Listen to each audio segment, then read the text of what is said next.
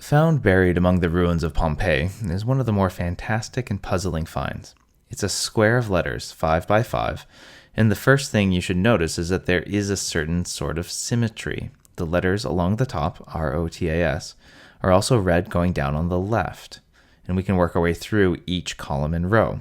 OPERA, TENET, AREPO, and SATOR.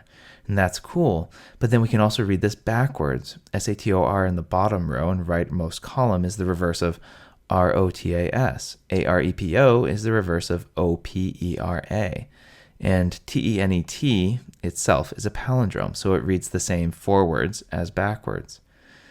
And so if we were to put these words in a straight line, we'd get one big palindrome reading the same forwards and backwards. But because each word has a connection to the others, it fits nicely into a square. And this is called a magic square, similar to other squares with numbers like this one. It's considered magic because, well, math is magical. Each column adds up to 15, so 4 plus 3 plus 8 equals 15, as does 9 plus 5 plus 1, and 2 plus 7 plus 6. And each row adds up to 15, 4 plus 9 plus 2, 3 plus 5 plus 7, and 8 plus 1 plus 6. And no number is used more than once. It's kind of like a Sudoku, but not quite.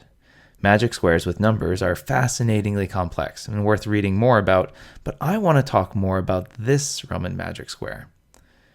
So I've talked a little bit about how cool the forwards and backwards is, and the rows and columns, but does this actually mean anything? Well, rotas is accusative plural for wheels. Opera is works, also accusative plural. Tenet means holds, third person singular. Repo is a mystery word, unknown, and I'll get back to it later. And sator means sower or planter, kind of like a farmer. So ignoring a repo, maybe this means the farmer, sator, is holding his work, which happens to be wheels. Most scholars think that a repo, a word that is not found anywhere else in Latin, might be a name, maybe the name of our farmer. So maybe the sentence means that a repo, our farmer, has use of a plow that has wheels for his work. Yeah, it's probably meaningless as an actual sentence. What's cool about this is the fourfold palindrome, columns and rows, backwards and forwards. And that's probably why it's so memorable and why the ancient Romans considered it magical. But there's also this connection to Christianity. So Pompeii probably didn't have too many Christians living in its walls before Vesuvius erupted in 79 AD.